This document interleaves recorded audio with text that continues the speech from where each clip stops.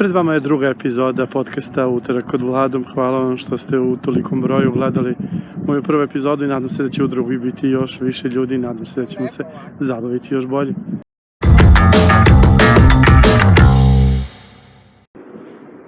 Priča meseca u evropskom fudbalu definitivno se dogodila na kultnom stadionu u Molinju u srcu Engleske, gde je nacionalna selekcija Mađarske zbrisala sa terena evropske vice šampione, pobedila ih 4-0 i to pobedila ih drugi put u samo 10 dana.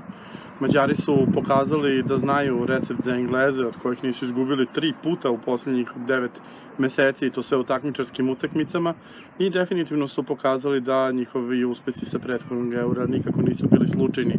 U 7 utakmica sa ekipama iz samog evropskog vrha, pored Engleza, tu su Nemci, Francuzi, Italijani i Portugalci. Oni su poraženi samo 2 puta i to oba puta tesno od Italije i Portugala, mada onaj rezultat protiv Portugala ne deluje tesno, sećate se da su svi golovi pali u posljednjih 5-6 minuta, a bodovi su uzeti jednom Francuskoj i 2 puta Nemačkoj. Mađari koji su od 1986. do 2016. prošli kroz pravu Golgotu, onako valjda najpoznatiji i najključniji detalj tog perioda bilo onih 1-12 protiv selekcije Jugoslavije u baražu za svetsko prvenstvo 1998. Ali svih tih 30 godina su bačene godine za mađarski fudbal koji je za sve to vreme prolazio kroz jako loše rezultate, gotovo redovno njihova selekcija bila 4., ponekada samo 3. u kvalifikacijama, nikada ni blizu toga da igra na nekom velikom turniru sve do 2016. A evo, sada se to promenilo, 2 eura u nizu, 2 uspešne kampanje u Ligi nacija, setimo se u onoj prethodnoj, oni su krenuli iz Lige B gde nisu bili posebno u dobrom položaju, zapravo bili su outsideri u grupi sa selekcijama Rusije, Turske i Srbije, a završili su kao pobednici te grupe, pobedili su i u Beogradu i zahvaljujući tome su i stigli do ovog elitnog ranga gde se takođe odlično nosi, sada je već sasvim izvesno, neće ispasti iz njega. Ono što karakteriše veliki uspon mađarskog fudbala jeste paralelni uspeh na terenu i van njega. 10 godina unazad ogromno ulaganje u infrastrukturu koje je inicirao Viktor Orban, čovjek koji vodi Mađarsku već duže od decenije i koji je ozbiljan fudbalski fanatik. Doveli su dotle da u severnom susedu Srbije sada se nalazi ogroman broj kvalitetnih vrhunskih čak stadiona, veliki broj trening centara u kojima može da se priprema u zaista elitnim uslovima koji su uporedivi sa uslovima koje imaju fudbaleri u mnogo bogatijim i fudbalski u posljednje vreme neuporedivo uspešnijim zemljama i to je polako počelo da donose rezultate. Posljednjih 5-6 godina Mađari su pokazali da mogu ponovo da se nose sa najboljim ekipama na svetu, mada i ne ide toliko dobro protiv onih nešto slabijih. Albanija ih je recimo 2 puta pobedila u prethodnom ciklusu u borbi za Katar, tako nisu stigli ni blizu svetskog prvenstva, ali sasvim sigurno će biti zadovoljni onim što su do sada učinili, jer nemojmo zaboraviti, ne tako davno Mađarska je gubila utakmice od Andore, gubila utakmice od Malte, u jednom trenutku bila je čak i na 87. mestu FIFA lestvice, to je otprilike tamo gde je danas Benin, tako da možete da shvatite koliki je uspon bio potreban da bi uopšte došli do toga da budu ponovo konkurentni na evropskom tržištu, i to se radi o zemlji koja nije posebno bogata i koja je relativno mala, 10 miliona stanovnika, neuporedivo manje od ovih selekcija sa kojima su se suočavali. Ono što je bitno znati kada je u pitanju mađarski fudbal jeste da se radi o zemlji koja je apsolutno ključna za razvoj evropskog fudbala, o zemlji koja je u periodu neposredno pre Prvog svjetskog rata i posle njega postavila temelje onoga što znamo kao modernu fudbalsku taktiku. Dakle, sve što se razvijalo u fudbalskoj taktici još od zbivanja na prostorima Italije tokom 40-ih, pa zatim u Brazilu 50-ih formiranjem 4-2-4 sistema, pa Argentina 50, 60, 70, pa holandski totalni fudbal i sve što je usledilo kasnije, uključujući i ove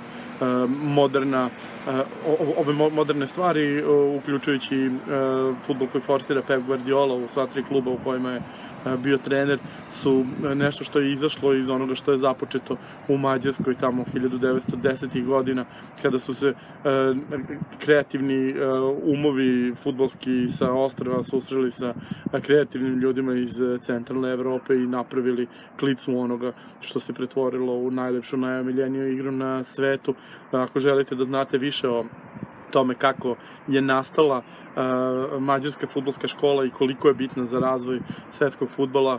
Topla preporuka knjiga Jonathana Wilsona, The Names Heard Long Ago, koja je izašla pre 3 godine, jedna od mojih omiljenih knjiga i zaista na briljantan način priča tu fudbalsku istoriju Mađara. Mađarska je, znate i sami, 50. godina bila najmoćnija fudbalska nacija na svetu, imala niz od 36 utakmica bez poraza i to 32 pobjede, uključujući olimpijsko zlato u tom periodu, uključujući 2 uništavanja Engleza, tada su ih tukli 6-3 na Wembley i 7-1 na Nepu, onome što se danas zove stadion Ferenc Puškaš, a prvi poraz posle celog tog niza su doživjeli u finalu svetskog prvenstva protiv Nemaca i to utakmici u kojoj su vodili posle 8 minuta 2-0, ali to je jedna duga priča o kojoj također možete da čitate u ovoj knjizi ako je već ne poznajete. U svakom slučaju jako je lepo vidjeti da su Mađari ponovo konkurentni u evropskom fudbalu, a da bismo saznali kako je došlo do tog pada iz 50-ih, mada realno u sledećih 30 godina oni jesu bili konkurentan tim, imali su i neke sasvim lepe uspehe, igrali redovno na velikim takmičenjima sve do 86. a onda do onog sunovrata i šta je na kraju uslovilo da se mađarski fudbal vrati. Pričat ću sa engleskim novinarom Thomasom Mortimerom, koji je dete mešovitog braka Engleza i Mađarice, veoma dobro poznavalac mađarskog fudbala, redovan u Budimpešti i čovjek koji je pre 12 godina pokrenuo Hungarian.com, u tom trenutku referentno mesto za izučavanje zbivanja na fudbalskoj sceni Mađarske, a umeđu vremenu postao čovjek pravi go-to guy za sve velike medije svetske, od ESPN-a, Guardiana i tako dalje, kada god se nešto vezano za mađarski fudbal dešava. Eto prilike da ga vidimo i na Sport klubu.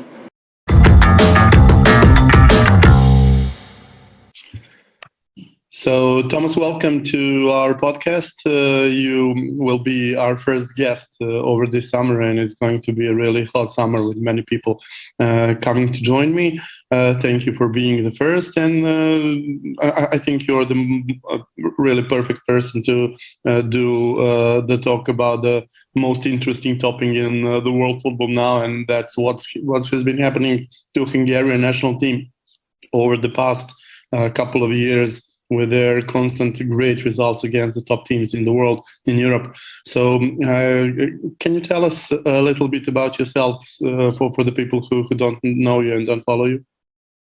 Yeah, perfect. Thanks for having me. I've been covering Hungarian football for about 12 or so years now. As you might be able to tell by my English accent, I am British. I grew up in Britain to a Hungarian mother and an English father, my kind of love for Hungarian football came from my grandfather, who was a football obsessive and basically indoctrinated me into Hungarian football from an early age.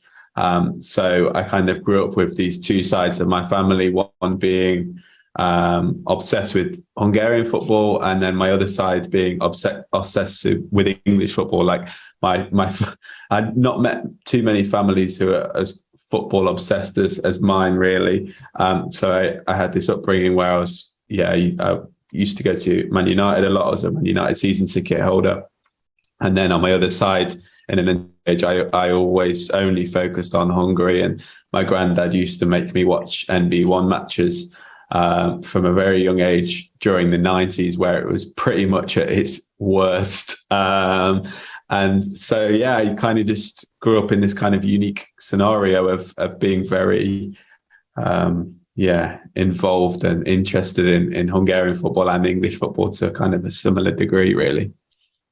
So now you've been doing this for a long time, and Hungary has progressed a lot during this 12-year period. But the worrying thing was what happened with Hungary after the 1980s.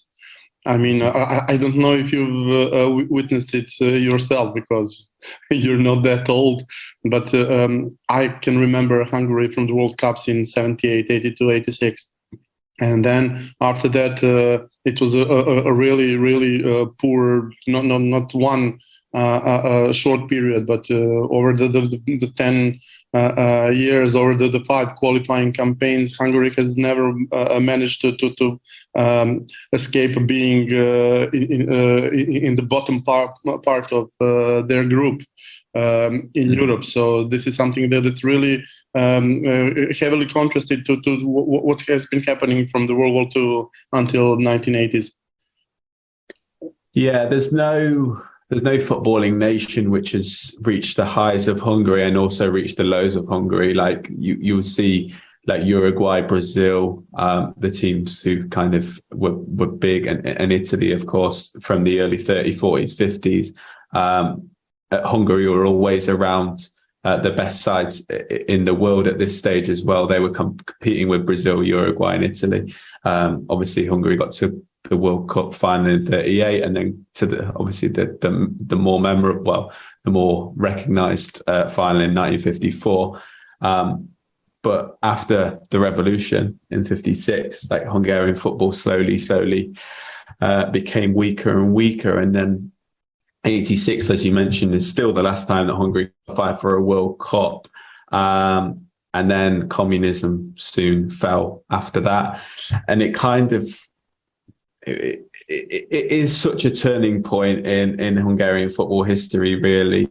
Like I say, after the 50s, after that revolution, it did slowly dissipate. And I think the nationalism that football invoked, especially before that revolution. A lot of people speak about the loss in 1954 as being one of the reasons why the revolution actually happened, because of the nationalist fervour that it sparked. And I think the communists wanted to rein that in a little bit, and then they stopped putting more money into football, started putting more focus into football. And as the years progressed, Hungary was still a decent side, but a lot more middling compared to the elite level that they were. And as communism faded in the 90s, when almost like liberation happened, football was thrown right to the bottom of priorities, as you can imagine it would be. Like, we have a lot more freedom now. We need to organise our government. We need to organise our society. And football was just, something else, even for a footballing loving country like Hungary.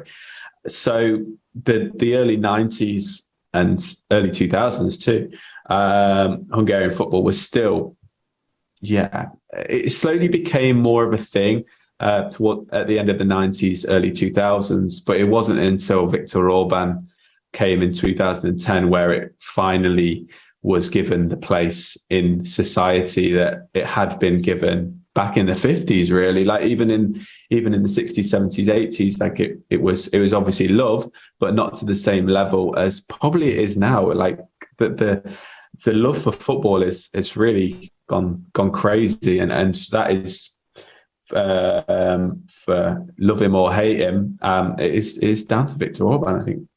Yeah, he's invested a lot into infrastructure. He has built a lot of new stadia, a lot of new training grounds. It really had to have a good effect, and we also know it in the neighboring countries. In Serbia, there is a TSC in Topola who have a magnificent new stadium and new facilities, and there is also a club in Slovakia, a couple of clubs in Romania, then in Ukraine. So basically, wherever there are Hungarians, there is a good infrastructure now. Is it the thing that has pushed it a bit higher?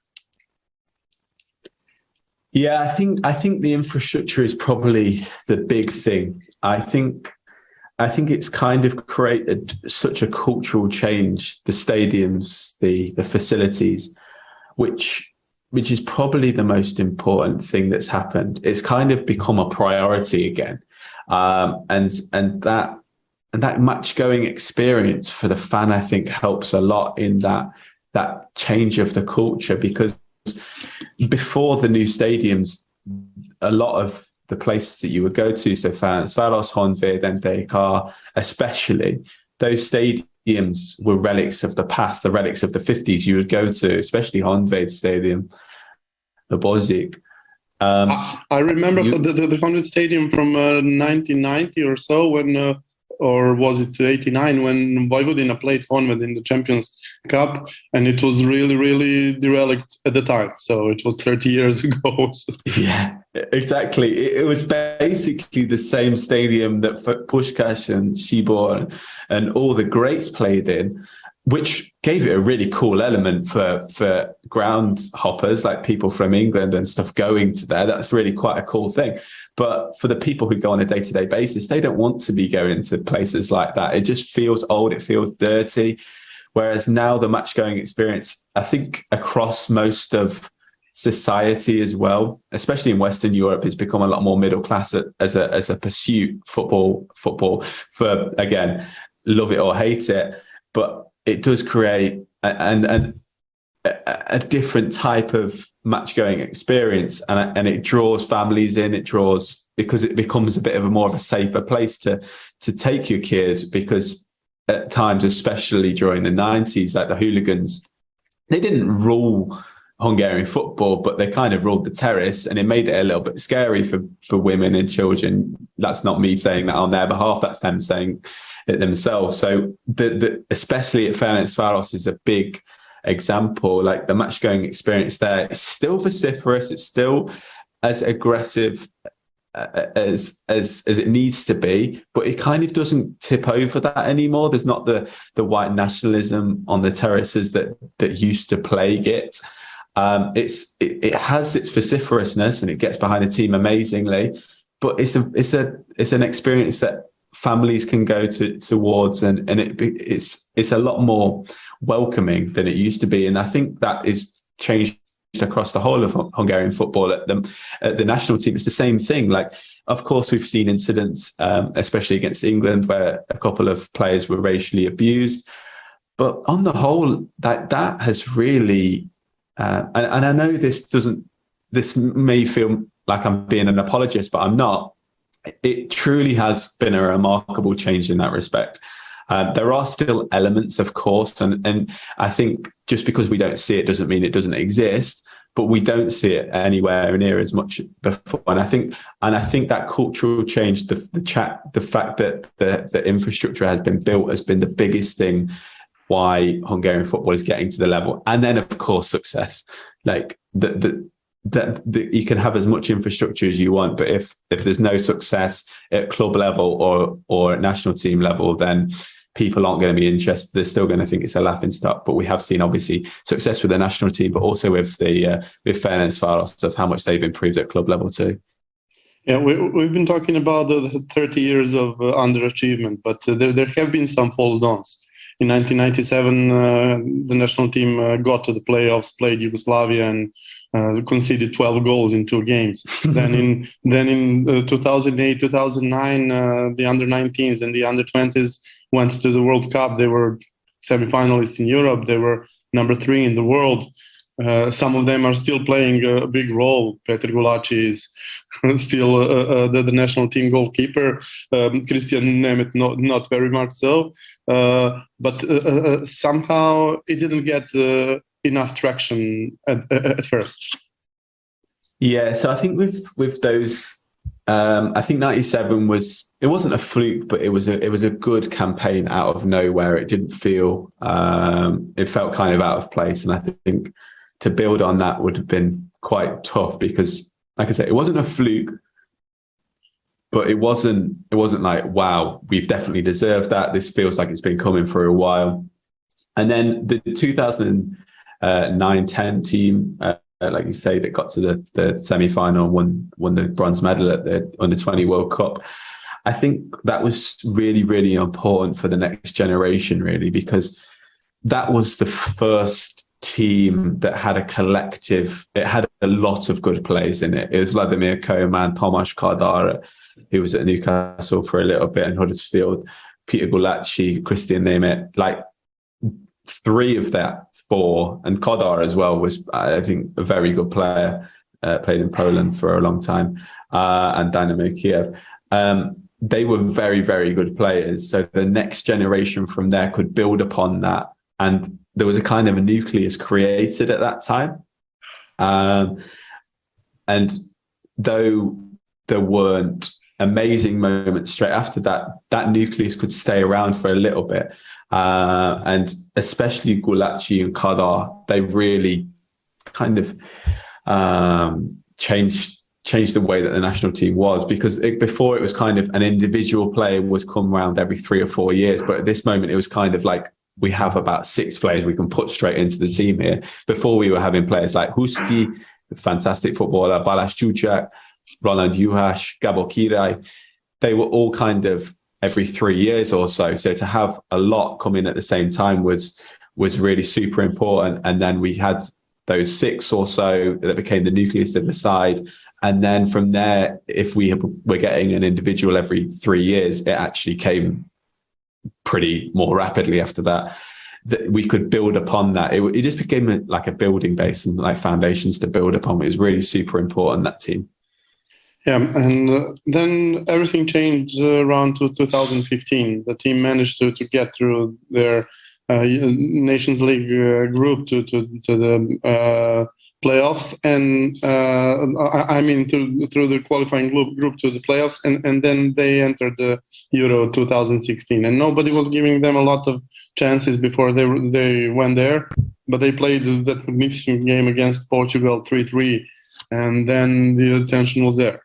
And not only the attention, people witnessed Hungarian supporters for the first time. Everybody saw that there are tens of thousands of people who are willing to follow their national team all over Europe. This is something that hasn't been happening a lot to Central European nations apart from Croatia. Croatia is the only team that has always had a really fanatical support everywhere they go. But when Hungarians came in 2016 on the terraces, it was really something new.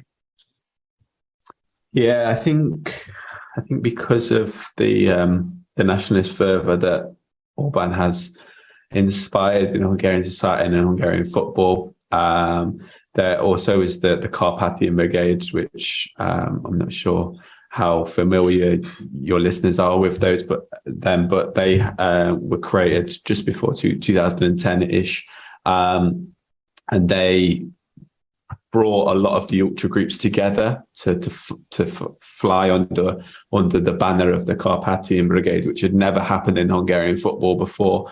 And it has never happened in Serbian football as well, because you cannot really imagine all the supporters coming up together to support the national team. Exactly, and it's created not, I wouldn't say a friendly atmosphere at club games, but I think that mutual respect it's created. They still hate each other at games, and they'll still throw flares at each other and all that stuff. But it's nowhere near as crazy as you see like between Partizan and Red Star, or even between the two Partizan ultra groups that I've seen in videos and stuff and read about. But that it's to fly under one banner is what kind of culminated in I don't think we can say definitively, but there are rumours that the state have also worked hard to create this unity between the ultra groups in the Carpathian Brigade as well. And I think when we saw in 2016, like you say, it kind of came from nowhere. We saw Hungarian fandom and fanaticism for the first time. That was kind of the first time we'd really seen it in Hungarian society as well. It's not something that had really happened before. Like I say, because of these ultra groups, they never come together under the same banner. So that was kind of amazing to see, and it's also just carried on now. And like I say, it's not even damaging to Hungarian society. I know English media try and pick up and say, "Oh, these guys they're all far right and they're all horrible, they're all racist." Like at the recent England game, like during the national anthem, the English fans shouted, "You racist bastards! We know who you are." But it's genuinely not the case. I think it used to be, definitely. I would go to a lot of games when I was a bit younger and hear like racial abuse and be like, "Oh my God." And that really took me back as someone who not really experienced that in England. But now it's really few and far between, and it's kind of the single individual. But like I say, it is great to see. On the whole, they are pretty law abiding, I think. At the same time, a couple of new coaches have come along as well. Darde has been doing really good things in Hertha Berlin, and he has been very important person for that qualification for the 2016. Then there was Ben Stork, who has done a lot of good things in Hungary, even though he is not Hungarian. There are some Hungarian coaches working in clubs at the top level, like Red Bull system. So Chelsea as well. Nowadays Chelsea as well, yeah. So this is everything is going upwards from 2015 until now. Yeah, so Hungarian football before the 50s was always seen as was always seen as a kind of academic pursuit. So one of the reasons why Hungarian football was so good was because the coaches and the people who watched it were very, very interested in the academic side, the tactical side, essentially. And to me, that feels like that has come back. There's so many tactics experts who are Hungarian who you see writing for the kind of the tactics blogs online. There's so many analysts who are super, super smart. Istvan Baregi, who initially was just a guy on Twitter who got a massive following because of how well he understood the game. He went to MTK Budapest and then was promoted to the national team. And I'm not going to say he's the sole reason for why Hungarian football is good, but I'm sure he plays a big part because of his tactical knowledge. And this kind of lust for knowledge and lust for emia and lust for tactics has kind of spread itself throughout Hungarian football. And that's one of the most important things as well. So Zsolt Love, who's at Chelsea, he's kind of a huge student of the game by all accounts. Darde is, I wouldn't say he's a tactical master. He's more of a mentality master, but both of them are super important attributes to have. And it's been very interesting to see that recently. It's happened a lot in England as well. Like the tactical side of the game has become so much more important. You see it in a lot of media, like how a lot of tactics blogs and like The Athletic as well love it. And it's the same in Hungary. I don't know if the Hungarians are learning from the English or they're just, because obviously most Hungarians speak English, they're reading a lot of stuff like this and they're getting very interested into it. But yeah, the culture is going back to that pre-50s kind of pursuit of being being an academic pursuit, which is very interesting, and it's created a lot of interesting coaches. So we're coming to the appointment of Marco Rossi. He has been spending a lot of time in Hungary and the surroundings before he was appointed as national team coach. But once he came here, he definitely changed. Not only a few things, but a lot of things. From one point, it's about mentality. From the other point, it's about tactical systems. And one of the most interesting aspects of his tenure in the Hungarian national team is the thing that he's speaking Hungarian. He sings Hungarian national anthem before the game. And this is something that is not really usual when you have a foreign coach. Yeah, his Hungarian knowledge isn't amazing, but like it takes so many years to master the language, so it's not like you can just pick it up and run with it. And I think what helps him so much, he's like you say, he's got the mentality, he knows how to create a tactical game plan. But his knowledge of the culture of Hungary, I think, is also super important. And I think that is really important for a national team manager. I think to go to an English example, like Fabio Capello was one of the best coaches in the world when he took over England manager, but he didn't understand the English footballer. He didn't know what made them tick. You look at Gareth Southgate now, he nowhere near as decorated or as knowledgeable as Fabio Capello, but he knows what makes England people and English footballers tick. Marco Rossi had worked in Hungary before he took the national team manager job. He worked with d.o.o in Slovakia, one of the teams that Hungarian nation in Slovakia, a Hungarian football club in Slovakia. And knowing the culture and knowing the players and knowing the league and stuff, so you know who to pick, what player to pick and how they play and stuff, is, I think, super important. Bernd Storck had a little bit of that as well, because he was the under 21 manager and under 20 manager when he took over the national team. He did that before, whereas we had George Leekins, who'd never touched Hungarian football before, and he was an absolute disaster. We had Lothar Matthäus once, who did okay. He got some good results, but he was just trying loads and loads of players because he didn't know who they were. He wanted to see them all the time because he didn't know the Hungarian league. He didn't have any history with it. We had Erwin Koeman, Ronald Koeman's brother, again, absolute disaster. Whereas Marco Rossi has all the attributes of a great coach, and he also knows the culture of the team. He knows the history, and I think that's super important to know that, to understand what makes a nation tick. Like Hungarian culture is quite unique, I think, in the way that it is, and especially the footballing culture as well. I think it's important to know that, and he does know that, and he also has created a fantastic football team with such an enormously strong mentality, and the tactical game plan is getting better and better. I'm sure we'll go into this in a second when we look at some of the more recent results, but like from a defensive perspective, that's kind of what he worked on first, and then an attacking perspective that is bearing fruit now as well. And it really helped that Hungary managed to get the services of Willy Orban. It was a really huge battle between three nations. Germans had him in their hands, basically. Polish could have snatched him, but he decided to play for Hungary. And I think that is the turning point of everything, because you have a great goalkeeper, and now you have a great commander of the defense and the guy who can start their attacks. Yeah, he is.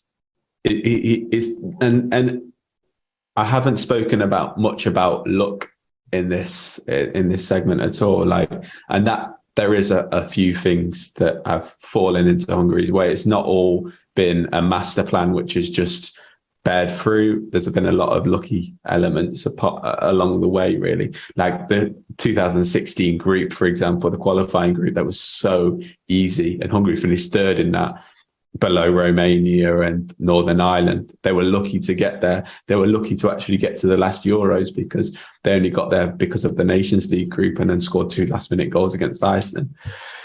Willy Orban is a huge slice of luck. To have him against Germany, he was the best German defender on the pitch. I don't think there's a question about that. And I think he would get in the national. Well, I don't think there's any doubt he would get in there in the national team now.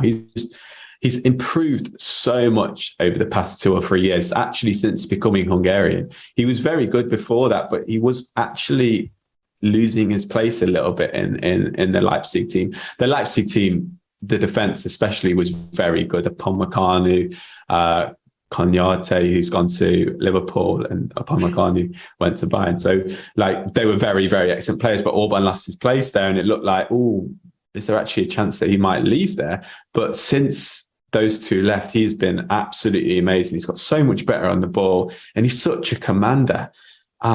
He's just a perfect defender, I think. And for this national team, even though he doesn't actually speak Hungarian, again, he's another one who's learning. All the Hungarians speak English anyway, so his presence, more than anything, he doesn't even need to shout. It's his aura. It's his knowing where to be. It's his cleaning up. He's a leader by example, a silent leader by example, essentially. A huge slice of luck that he chose Hungary. I'm sure that whoever spoke to him from the Hungarian camp sold him the dream of what it is like to play for Hungary. I've spoken to players, and even players who have spoken about them not being nationalistic at all, not having a nationalist bone in their body, and then playing for Hungary just creates such a different experience inside of them. And I'm sure that's what they sold to Orban, who I'm sure is not a Hungarian nationalist. He's probably not even, I don't know how much he's been to Hungary. His dad is Hungarian. Callum Styles is also another one who's never been to Hungary either. But I think you sell him that experience of playing for Hungary, and it creates something inside of you. And I'm sure that was one of the reasons why he picked Hungary. So the dream has indeed come with so many great games against top opposition, the toughest possible group at the Euros, the toughest possible group at the Nations League, and still Hungary has managed to do really good against basically all of them, apart from that last 7-minute problem with Portugal after that deflected goal. Hungary was one of the top teams in Euros. When playing France and Germany, and then beating England twice in a 10-day period, including the game in Wolverhampton. It was something really amazing. So at the same time, when they go to qualifying campaigns, they still lose to Albania, not once, but twice. So is it that the tactics that Rosic has been preparing for them is hindering them a bit when they play a weaker opposition, and help them a lot when they play the better ones? Yeah, I think that's right. And that's what most skeptics of Rossi will beat him with. That's the stick to beat him with. That he knows how to set up against big teams. He knows how to defend. It's just when we have a lot of the ball, how do you break defenses down? How do you create an attacking pattern that will unlock a low block? And that has been a problem throughout Rossi's reign, I think, and it's one of the reasons why Hungary looks so good against the bigger teams, and we create such amazing results. We beat Wales and Croatia in the World Cup qualifying. In Euros qualifying. Sorry, the time before at home. We obviously got some amazing results at the Euros by drawing to Germany and drawing to France. We've done amazingly well in these Nations League games. We can defend excellently well. It's just going forward and having a lot of the ball. And obviously, one of the problems with international football is you don't get that much time on the training pitch to instill these attacking patterns. So it's actually much quicker and easier to create a good defence and build from there. And I think what Rossi's been really smart with is doing that, building those foundations, and then we build the attacking patterns. And I think we're slowly bearing fruit. It's going to be interesting to see when Hungary next play against a weaker opposition, to see what that is like. Is that really improved? But it felt like it had in these few games, because against England and against Germany, Hungary had a lot of the ball, especially in the second half against England and in Hungary. Right? Hungary had a lot of possession, and they were the one instigating. So it's hard. It's going to be hard for them to flip that to when we next go into play against a weaker team, because we've only been playing against good teams. Obviously now 4 games here, 2 games in September. It's going to be interesting. I spoke to the my friend is the guy who is the football analyst. It's Von Borrego I spoke about earlier. I spoke to him briefly the other day, and he says attacking patterns have become so much more of a focus now. Like the defensive base is there, and it's just working on attack. And I think we definitely saw elements of that. Hungary looks, even compared to a year ago, they look so much more threatening in these games. I think motivation also is a factor in that. But it's going to be interesting to see when Hungary play against a weaker side, just how much they have improved in this regard. It does help a lot when you have the guys like Dominik Szoboszlai back to the team, because he was absent for the Euros.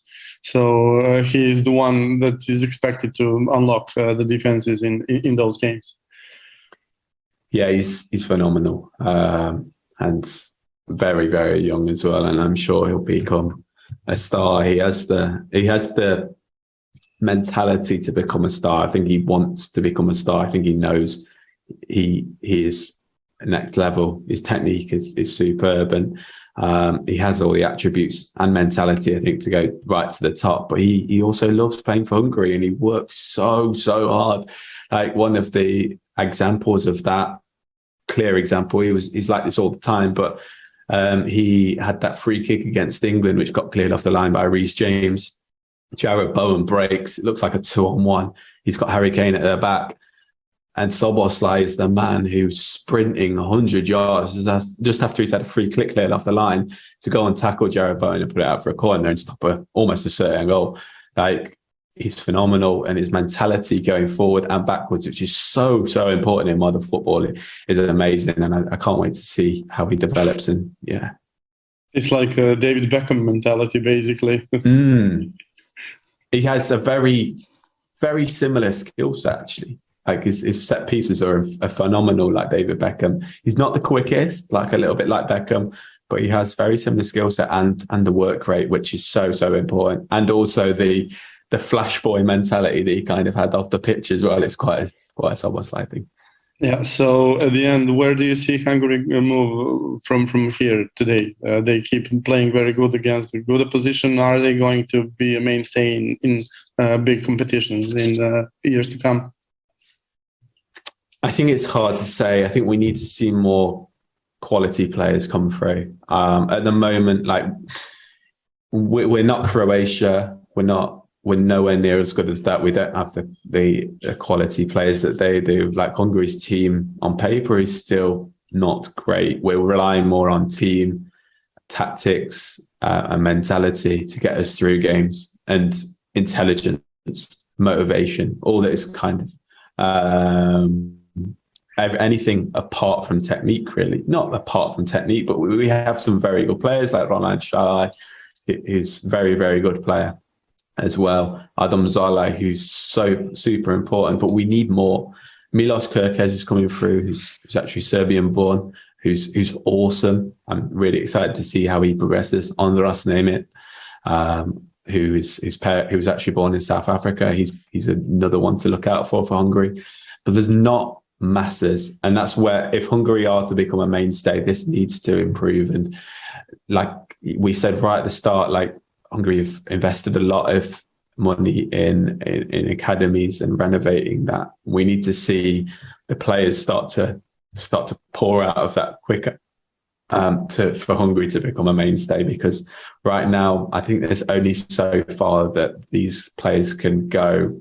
And it's hard to keep up this level of consistency when their players are overperforming week on week. So I think we're still seeing consistencies.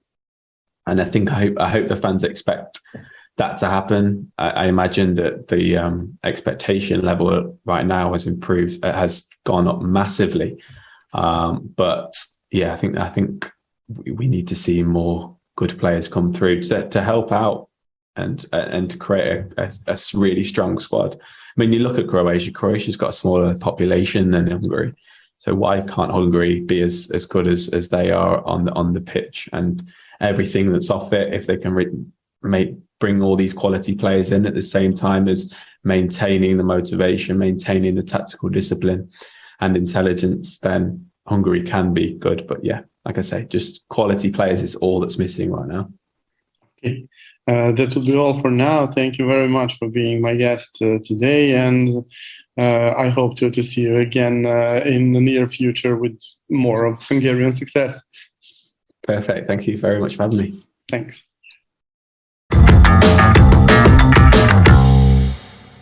Kao što sam u prvoj UKV epizodi najavio, u svakoj epizodi ovoga podcasta gledat ćemo jedan segment koji se zove Put do Katara i gde ćemo se baviti onim što nas čeka na svetskom prvenstvu, dakle pripremati se lagano za ono što čeka. 22. šampionat je u pitanju, 22 nedelje za pripremu i u epizodi broj 2, kao što je također najavljeno u prvoj epizodi, bavimo se protivnicima Srbije, danas konkretno reprezentacijama Švajcarske i Brazila.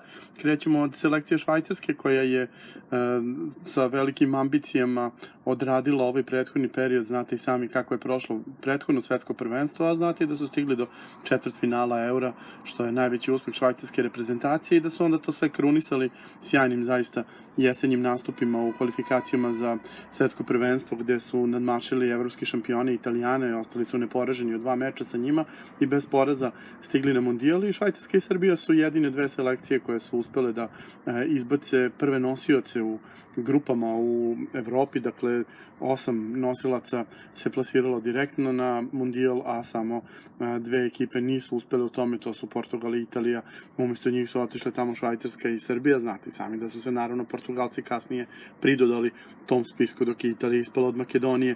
Švajcarska je odigrala veoma sigurno ceo taj kvalifikacioni proces, imali su do duše i dosta sreće, jer sreće i znanja, jer kada vam Jan Zomer 2 puta odbrani penale Žoržinju u direktnim okršajima sa glavnim konkurentom, uključujući penal u 90. minutu u meču koji je igran u gostima, definitivno jeste tu prilična doza sreće, ali definitivno i fantastična priprema Jana Zomera. Videlo se po načinu na koji je reagovao na udarce Žoržinja, zapravo ne toliko reagovao koliko ih iznudio svojim kretnjama pre nego što će italijanski reprezentativac šutirati, koliko je pripreme bilo u svemu tome. Dakle, odlično su se spremili, Murat Jakin je nasledio odličan posao Vlade Petkovića, koji je godinama izvanredno vodio ovu reprezentaciju i činio da iz godine u godinu realno nadmašuju svoj kvalitet i da igraju na svim takmičenjima po redu i da se redovno plasiraju u druge faze tih takmičenja. Sada dolazimo u situaciju koja Murat Jakin još uvek nikada nije bio, dakle nije još uvek vodio svoju reprezentaciju na jednom velikom takmičenju i za njega će ovo biti jedan sasvim sigurno veliki izazov. Forma švajcarske reprezentacije ove godine je jako slaba. Imali su 2 utakmice prijateljske u martovskom periodu sa selekcijama FS Kosova i Engleske i odigrali su jedan nerešeni meč i drugi su izgubili, a zatim su počeli Ligu nacija sa 3 poraza, od kojih neki zaista čudni i neočekivani. Prve 2 utakmice Češka u gostima, poraz 2-1, što manje više niko nije očekivao, a zatim debakl u Portugalu 4-0 utakmice u kojoj zaista samo malo koncentracije i možda malo i kriterijuma sudijskog je nedostajalo Portugalu da tu utakmicu završi i dvocifrenom razlikom, koliko su laganih prilika stvorili protiv jedne na papiru veoma čvrste reprezentacije. To se malo promenilo u preostala 2 meča, od Španaca su izgubili tesno, a onda su uspeli da pobede Portugal na domaćem terenu u Ženevi u jednom vrlo čudnom meču u kojem su pobeli praktično na samom početku i sačuvali prednost do samoga kraja. Portugal je dao jedan gol koji je opravdano poništen zbog ofsajda, imao je 20 udaraca i čini se da je golman Omlin koji je branio u toj utakmici zapravo bio pravi heroj meča. Radi se o čoveku koji čuva mrežu Montpelliera i koji je odbranio 8 udaraca od neke zaista fantastične i generalno je delovo izuzetno sigurno, tako da i u slučaju da Jan Zomer ima problema, Švajcarska očigledno ima rešenje na poziciji golmana. Međutim, ono što može da bude veliki problem jeste to što ovaj tim Švajcarske nije onaj tim Švajcarske iz 2018. godine. Zašto? Pa pre svega zbog godina. Švajcarska je bila montirana tako da izgleda kao fantastično složena generacija koja će praktično u istom trenutku stupiti na scenu. Nešto slično onome što su u Liverpoolu radili u prethodnih 5-6 godina, a onda su sada došli u situaciju da su im Džaka, Šećiri, Cuber, zatim Štefen, Seferović, Frojler i Šer, svi u godinama u kojima će preći 30-u pre nego što počne takmičenje u Kataru. Dakle, očigledno da su zajedno ušli u zonu onih idealnih godina za fudbalere i da zajedno izlaze iz nje. Naravno, tu ne brojim golmana Zomera, jer za golmane jednostavno takve stvari se ne računaju, znate i sami da oni mogu mnogo duže da rade svoj posao dobro.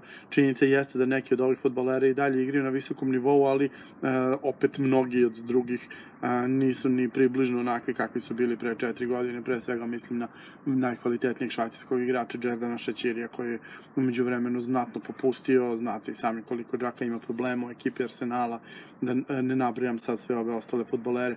Dakle, Švajcarska jedan veliki znak pitanja i utisak je da je odnos snaga između Srbije i Švajcarske mnogo povoljniji u ovom trenutku za Srbiju nego što je bio onda. Srbija sada ipak ima znatno jači sastav, Švajcarci su, rekao bih, nešto slabiji nego tada i to može može da raduje. Drugi tim koji je takođe u grupi sa Švajcarskom i Srbijom, a bio je tu i na prethodnom mundijalu, je selekcija Brazila. Utakmica između Brazila i Švajcarske na tom takmičenju jeste ono što je odredilo dalje to grupe. Švajcarci su uzeli bod Brazilu, sećate se verovatno te utakmice, i na taj način uspeli da stvore sebi veliku prednost, da dovedu sebe u situaciju da protiv Srbije mogu da igraju na nerešeno i da im to bude dovoljno, i to je na kraju koštalo Srbiju jer je morala da iz sve snage napada pri nerešenom rezultatu u finišu i praktično natrala sama dovela do sopstvene eliminacije, ali zaista situacija jeste bila takva. Teško je zamisliti da Švajcarska ne bi pobedila Kostariku, da je bilo neophodno. Brazilska selekcija u ovom trenutku je, čini se, nešto bolje nego što je bilo na tom turniru 2018. godine, zahvaljujući tome što su izuzetno duboki, što imaju veliki kvalitet na raznim pozicijama. Mnogi od njihovih igrača imaju i tekako šta da dokažu, pre svega mislim tu na Neymara i na Filipa Coutinha. Gabriel Jesus možda i više od njih, s obzirom na to koliko je pogubio konce. Gabriel Jesus koji je bio fantastičan na početku reprezentativne karijere, još dok je igrao u svoje zemlji i na početku boravka u Manchester City, međutim evo sada iza City neuporedivo neefikasniji, od jednog gola na svake dve utakmice, sada je pao na skoro 1-4, ali još gore u reprezentaciji, 18 na prvih 35, a onda evo sada u pretposlednjoj utakmici sa Korejom je njegov prvi pogodak posle punih 20 mečeva, dakle sada je na 55 utakmica i 19 golova, ali nemojmo zaboraviti, bio je na 35 i 18, zaista fantastičan početak reprezentativne karijere za Jezusa. Pred njim je i stresno leto, očekuje se odlazak iz Manchester City-a i bit će tu još dodatnih problema. Coutinho je došao dotle da od bivanja jednog od najskupljim igračem na svetu igra za ekipu Aston Ville.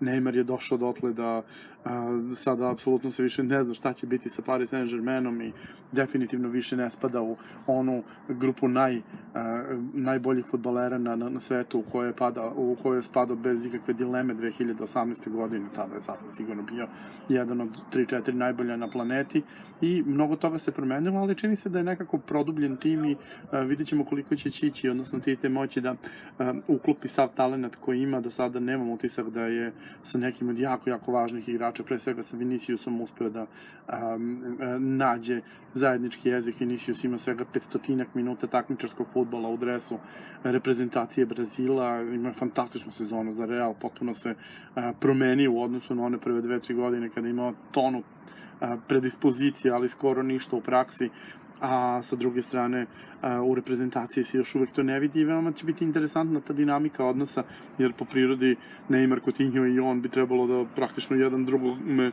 zauzimaju mesto. Ono što bi moglo bude problem za Brazil jeste starenje njihove odbrane. Eder Militao se pojavio kao novo ozbiljno ime, ali osim njega praktično svi ostali ključni igrači u srcu odbrane, Marquinhos i Thiago Silva su igrači koji su tu bili u prethodnim ciklusima, a Thiago Silva, znate i sami, već dobrano se približio 40. Isto važi i za čoveka koji je opet napustio Barcelonu nakon što je odigrao fantastičnu prolećnu polusezonu, Dani Alvesa, koji je takođe jako blizu 40. i koji je i dalje starter uz desnu out liniju. Dakle, mnogo interesantnih stvari tu ima oko brazilske reprezentacije, koji ništa drugo ne moraju da brinu za golmane. Alisson ima još jednu nadrealno dobru sezonu, a Ederson u onome što radi i dalje najbolji na svetu. Naravno, da li može da radi sve što treba da radi standardni golman, to jest da brani, to je uvek ostaje kao veliko pitanje ove sezone u tom segmentu. Ederson izuzetno slab, od top 6 ekipa u Engleskoj imao je daleko najslabije statistike što se tiče samoga branjenja. Govorimo o shot stoppingu pre svega. Ono što takođe treba napomenuti kada je Brazil u pitanju, oni su u fantastičnoj seriji, imaju 13 utakmica bez poraza, dobili su pre ove utakmice sa Japanom kojim su zatvorili ciklus koji je završeno minimalno, 4 utakmice uzastopne sa 4 gola razlike, ili 4-0 ili 5-1, imaju samo jedan poraz u prethodnih 27 utakmica još od novembra 2019. Doduše taj poraz se dogodio u onoj legendarnoj utakmici koja će, kada je u pitanju legacy Lea Messija, da odigra ogromnu ulogu, iako je verovatno njegova najgora utakmica u karijeri, finale Copa Amerike, kada je Argentina uspela da pobedi Brazil. Dakle, 26 drugih utakmica u tom periodu je Brazil završavao nerešeno ili pobedama. Ono Međutim, tu opet postoji potpuno druga strana priče. Brazil jako retko igra sa evropskim ekipama. Poslednji evropski protivnik kojeg su imali je Češka 2019. Pobedili su ih 3-1. Brazil kao da izbegava da igra sa evropljanima i utisak je praktično od Belgije na prošlom svetskom prvenstvu, to im je jedini meč sa evropskim reprezentacijama. Njihov učinak sa evropskim ekipama u poslednje vreme je jako slab. Na mundijalima su od osvajanja titule 2002. na ovu stranu odigrali 9 utakmica sa evropljanima, dobili su 2 i to protiv Hrvatske na otvaranju mundijala 2014. o toj utakmici. Mi smo mogli zaista dosta dugo da pričamo na temu kako je suđenje bilo, i protiv Srbije na prethodnom mundijalu gde je Srbija opet morala da igra veoma otvoreno s obzirom na to da joj nije igrao nerešeni rezultat.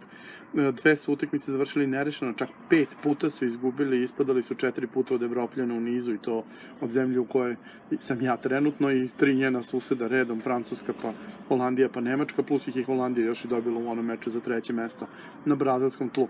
Dakle, na 4 mundijala, od kojih jedan na afričkom tlu, gde po defaultu Brazil bi morao da ima prednost u odnosu na Evropljane, jedan na tlu Brazila i 2 u Evropi. Brazil konzistentno ispada od evropskih reprezentacija. Švajcarci su im uzeli bod na ovom prethodnom turniru, Portugalci su im uzeli bod na turniru u Južnoj Africi. Dakle, očigledno je da imaju velike probleme sa evropskim reprezentacijama, pogotovo ovima iz samoga vrha, ali očigledno da ni protiv ovih koje spadaju u ovu sledeću klasu, dakle oko 10. mesta u Evropi, za sada ne prolaze dobro. Srbija u velikoj meri zavisi od toga šta će Brazil uraditi u toj utakmici sa Švajcarskom, ali za razliku od tog turnira ovoga puta će prvo da se sastane sa svojim direktnim protivnikom, tada je upravo redosled utakmica u velikoj meri odlučio o tome šta će se dogoditi dalje. Sve u svemu, mnogo dobrih stvari za Brazil, ali i mnogo znakova pitanja. Brazil je tim koji pred svako veliko takmičenje završava veoma dobro. Ako uzmemo poslednja 3 ciklusa kada nisu bili domaćini, dakle pred 2010. 18. i 22. njihov zbirni učinak je 115 pobjeda, 29 nerešenih i 12 poraza samo između mundijala. Dakle, u tih 12 godina oni su izgubili tek svako 13 utakmicu, ali sa druge strane njihov problem je u tome što kada dođe on tvrdo i kada dođe veliko takmičenje, njihov učinak nije ni izbliza tako dobar.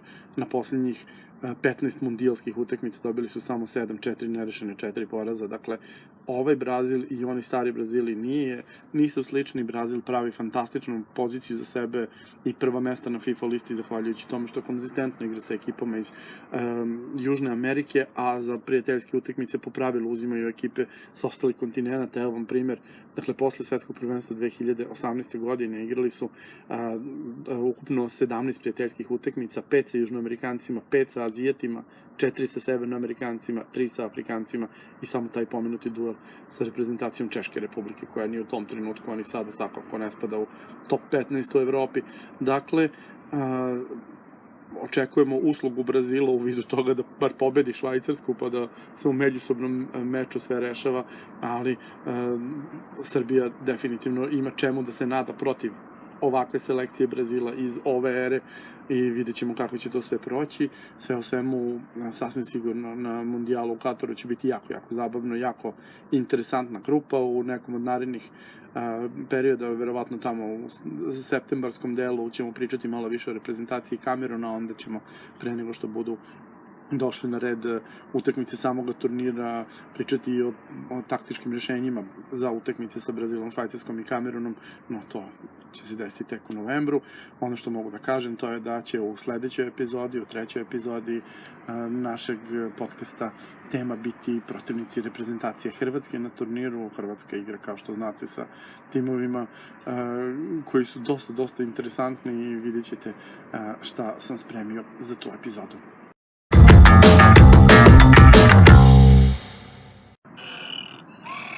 Posle dobrog fudbala, vreme je za odmor. Vidimo se ponovo za nedelju dana u novoj epizodi podcasta Utorak kod Vlade.